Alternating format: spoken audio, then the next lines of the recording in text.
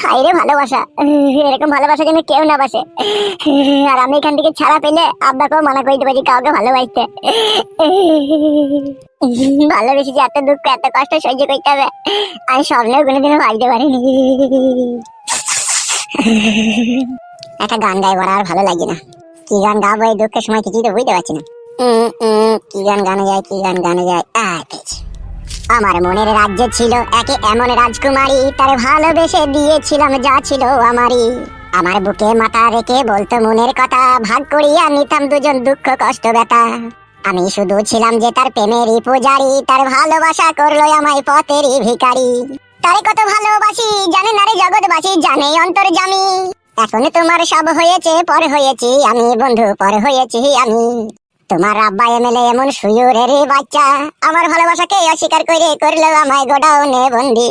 তুমি রাজার কন্যা রাজ প্রাসাদে বসে বিরিয়ানি আর খাসির মাংস দিয়ে পা লাগিয়ে টানছো।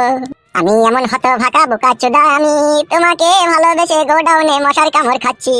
তুমি এমন কেলাচুদি মাগি, আমার ভালোবাসা ভুলে গিয়ে বাড়িতে বসে বসে সুপার উপরে সিরিয়াল দেখছো তুমি।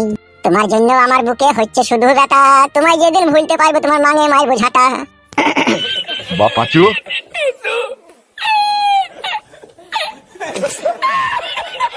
আব্বা আমাকে এখান থেকে লিজার ব্যবস্থা করো আব্বা, আমাকে রাতে কাটে মশাই কামড়াইছে আব্বা। তোকে এমএলএ সাহেব ছেড়েই দিয়েছে। তাই নাকি আব্বা, সত্যি করে? হ্যাঁ রে। আব্বা তোমার মনটা ভারী ভারী কেন? তোর জন্য ভারী ভারী।